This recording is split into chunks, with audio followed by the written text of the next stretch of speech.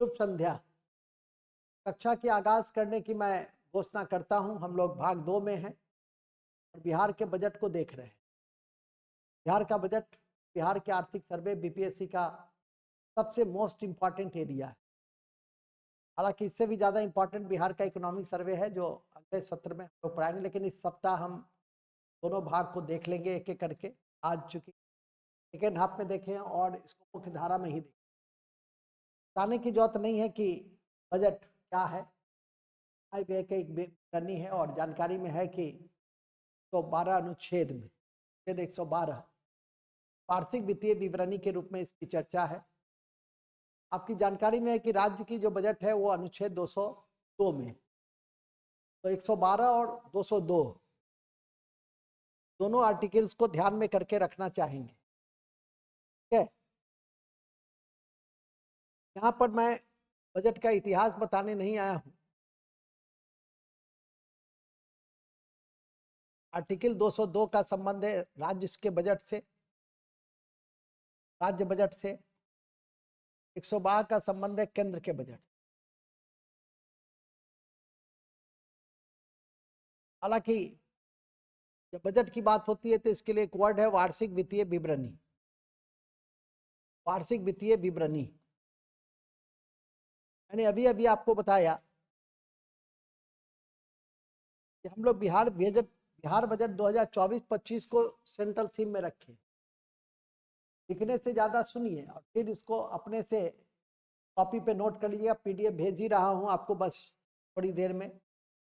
2024 में बिहार के जो वित्त मंत्री हैं और उप मुख्यमंत्री हैं सम्राट चौधरी, उन्होंने इस बजट को प्रस्तुत किया जो अब तक का सबसे बड़े आकार का बजट है।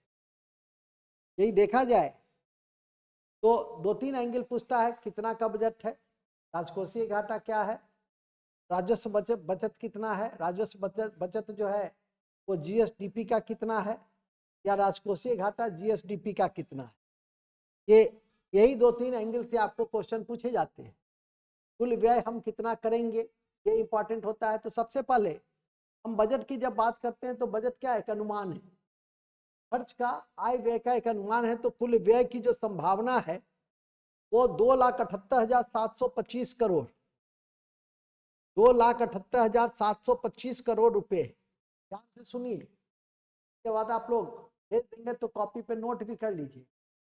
तो पहला चीज जो आपको याद रखना होगा वो कितना का बजट है, और पिछले वर्ष की तुलना में लगभग 1700 करोड़, 17,000 करोड़ अधिक, 16,840 करोड़ अधिक। क्योंकि पिछले वर्ष का जो बजट था 2023-24 का जो बजट था वो 2,61,885 करोड़ की ये बजट थी।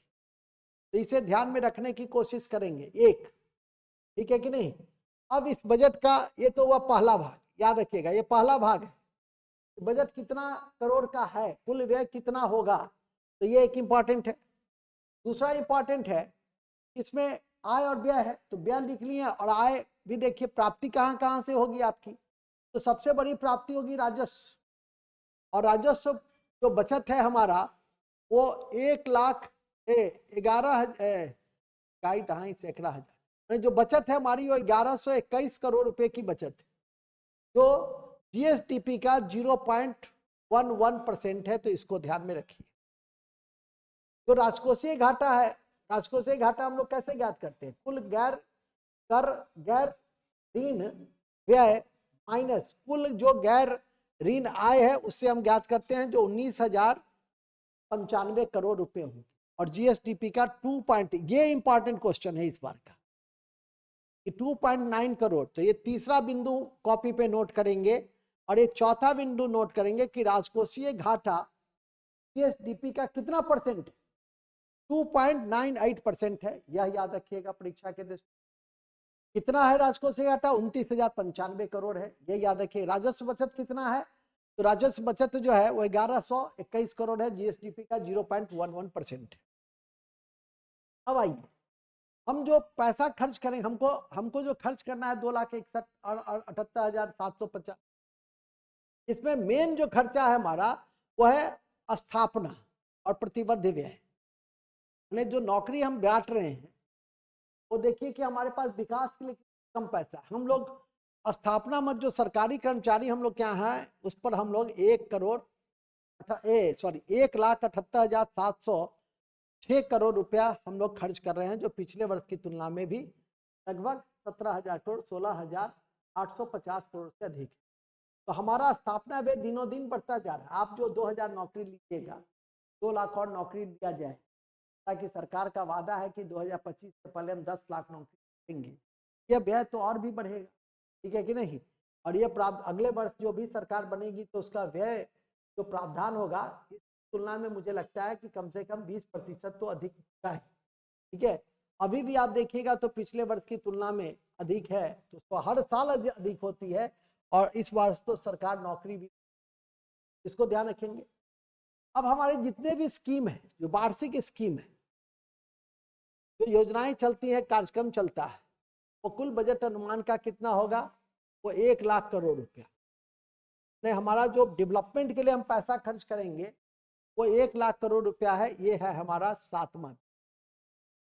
लेकिन ध्यान रहे कि हम लोग के जो बजट का सेंट्रल थीम है वो 7 निश्चय भाग 2 पर है, ठीक है। 7 निश्चय भाग 2 पर है, और विभिन्न विभागों के तहत जो कुल बजटीय प्रावधान है वो है 5,040 करोड़। इसे भी ध्यान में रख करके रखने का प्रयास करें। तो इस तरह से आप इन चीजों को ध्यान में रखेंगे जो परीक्षा के दृष्टि से महत्वपूर्ण है। इसी कड़ी में पूंजीगत व्यय को ध्यान रखना है। ये पूंजीगत व्यय को ध्यान रखिएगा, 53,048 करोड़ रुपया। 53, ये है आपका 8वां पॉइंट्स को ध्यान रखेंगे, ये आपकी परीक्षा के दृष्टि से महत्वपूर्ण है, ठीक है कि नहीं। और सब डाटा को बहुत ज्यादा फोकस करने की जरूरत नहीं। हाँ, एक आजकल बजट के 2 रूप हो गए हैं, एक विकासात्मक और दूसरा गैर विकासात्मक व्यय। तो ये जो डेवलपमेंट एक्सपेंडिचर है और एक जो नॉन डेवलपमेंट एक्सपेंडिचर है, इस दोनों को अलग अलग ध्यान रख सकते हैं। डेवलपमेंट एक्सपेंडिचर जो है वो 1,76,866 करोड़ का है, और जो गैर डेवलपमेंट है वो 1,01,859 करोड़ रुपए का है। अनुमानित व्यय हमारा जो ये है उसका क्रमशः कितना है, तो 63% और 36%। माने विकासात्मक में हम लोग 63.6% खर्च कर रहे हैं, और गैर विकासात्मक में 36.54% खर्च कर। ये आपका 10वां पॉइंट्स है, जिसको आप कॉपी पे नोट करके अच्छे से रखेंगे, जिससे कि आपको परेशानी नहीं हो, ठीक है। इसी क्रम में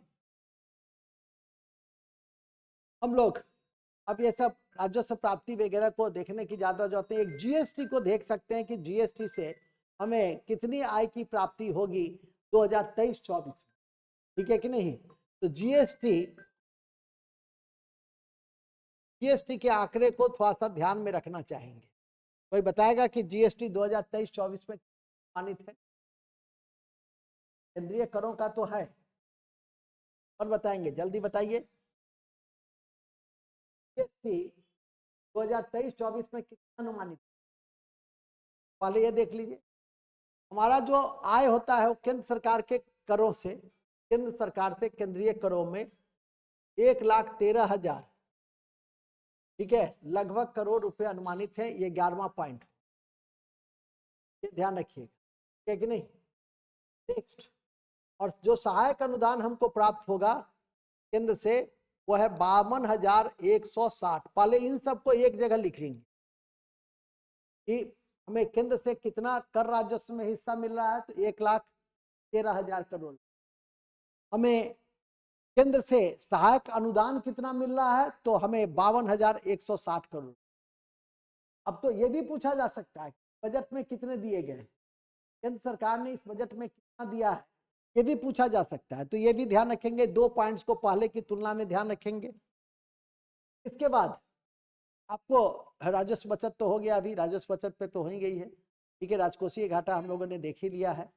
इसके बाद हमारा लोक ऋण वगैरह जो है उसको थोड़ा सा ध्यान रख सकते हैं कि लोक ऋण कितना है, तो ये 13वां पॉइंट में लिख लेंगे। लोक ऋण 2,97,908 करोड़ रुपए रहने का अनुमान है, जो जीएसडीपी का 30.51%, ठीक है। जो जीएसडीपी हमारा जीएसडीपी है 9,76,500 74 करोड़ रुपए का। तब हम लोग टाटा का जितना आमदनी है, जितना है 12 लाख करोड़ का, उससे भी कम है हमारा जीएसडी, समझ जाए।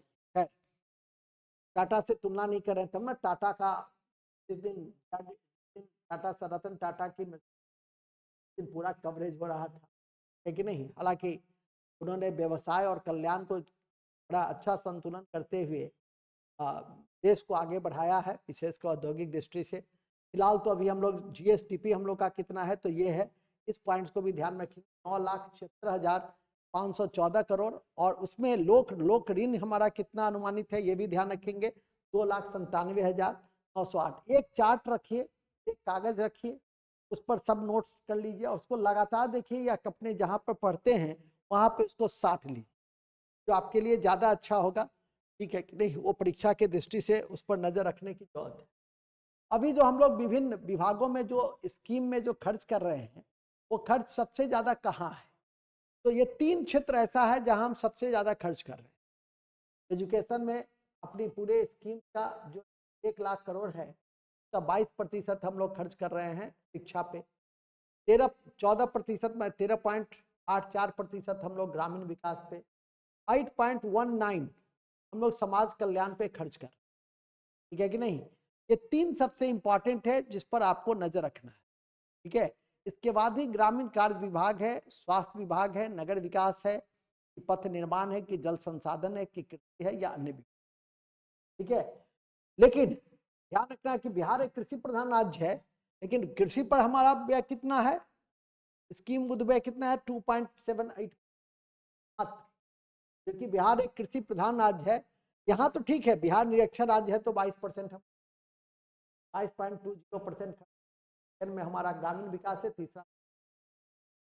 लेकिन एग्रीकल्चर पे हम लोग को जितना बढ़ाना चाहिए उतना हम नहीं। हालांकि यदि देखा जाए एग्रीकल्चर बड़ा इंटीग्रेटेड रूप है, हम जल संसाधन को भी एग्रीकल्चर से जोड़ सकते हैं, वाटर मैनेजमेंट वो भी इससे जुड़ा हुआ है, ठीक है।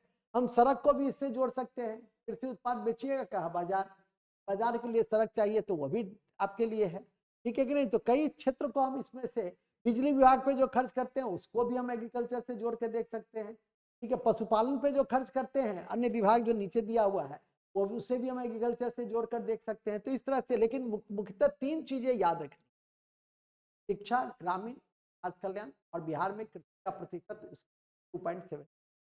नेक्स्ट, अब हमारी जो पैसे आते हैं, वो सबसे ज्यादा पैसा कहाँ से आता है, सबसे ज्यादा पैसा आता है हमारे केंद्रीय करों में, राज्य का हिस्सा, ठीक है, 40.52% आता है। केंद्र सरकार से सहायता अनुदान आता है 18.70%। देखो ये ही 2 मद है, हम केंद्र पे कितना आश्रित हैं, 59%, दोनों मिला दो तो 50। तो हम कितना आश्रित हैं केंद्र पे, वो देखो। राज्य सरकार अपने संसाधनों से, ठीक है कि नहीं, कितना उगाही करती है, लगभग 20%, 19.47%, ठीक है। कर भिन्न राज्यों से 2.63%, पब्लिक ऋण से 18.53 अभी लिखे भी हैं वहां, और ऋणों की वसूली हम लोग कर पाते हैं मात्र 0.16। लेकिन 3 चीजें याद रखिए, और 3 चीजों में भी आपको केंद्रीय करों में राज्य का हिस्सा तो मुख्यतः जीएसटी है, तो जीएसटी का एकदम अपडेट फिगर थोड़ा सा ध्यान रखेंगे तो आपके लिए और आसानी होगी। इसी कड़ी में हम लोग रुपया कहाँ जाता है, हमारी सामाजिक सेवा में सबसे ज्यादा पैसा खर्च करते हैं, सोशल सर्विस। एजुकेशन क्या है, अभी आपने देखा ना, शिक्षा, ग्रामीण विकास, सामाजिक कल्याण, तो ज्यादा पैसा तो हमारा सोशल सर्विस पे खर्च हो रहा है, 38.89%। और दूसरे स्थान पे सामान्य सेवा है 20, सामान्य सेवा में आता है प्रशासन, तो सामान्य सेवा पे 29.65%, और आर्थिक सेवा पर हम लोग 22.8% खर्च कर। ये तीनों जब भी पढ़िए तो 1 2 3 पढ़िए, जब भी पढ़िए तो 1 2 3 पढ़िए, जिससे कि आपको दिक्कत नहीं हो, किसी प्रकार की कठिनाई नहीं, ठीक है कि नहीं। तो ये देखने का प्रयास जरूर कीजिए, इसको जरूर नोट कर लीजिएगा। तो ये 15 बिंदु को आप जरूर देखेंगे, पिछले वर्ष से तुलना करने की कोई बहुत ज्यादा जरूरत नहीं, ठीक है कि नहीं। केवल एक खासा राज्य सरकार की जो आंतरिक ऋण है उसको आप लोग नोट करके रख सकते हैं, ठीक है कि नहीं। ये पार्ट्स को नोट करके रख सकते हैं, ये आपके लिए पब्लिक जो डिबेट है आंतरिक ऋण है वो कभी कभार परीक्षा में पूछा जा सकता है। और थोड़ा सा कर राजस्व प्राप्ति जो होती है, राजस्व की प्राप्ति जो होती है, उसको आप लोग लिख सकते हैं 2024-25 का जो बजटीय अनुमान है वो कितना है, तो 2,26,798 करोड़ का है। और कितना परिवर्तन हुआ तो इसको नहीं भी याद रखेंगे तो कोई खास बात नहीं है, लेकिन इसको याद रखें, ठीक है कि नहीं। तो इस तरह से इन चीजों को आपको ध्यान में करके रखना है, और सबको न भी ध्यान रखें तो कोई दिक्कत नहीं है। अब हम लोग कल से बिहार आर्थिक सर्वेक्षण को देखना, अभी मैं पीडीएफ भेज देता हूं, जो 15 पॉइंट को मैंने आइडेंटिफाई किया है उसको आप लोग बैठ करके सुन करके, ठीक है, देख करके एक बार पुनः लिखने का समझने का प्रयास करेंगे इन्हीं शब्दों के साथ। जय हिंद, जय Bharat. Thank you very much, बहुत बहुत धन्यवाद।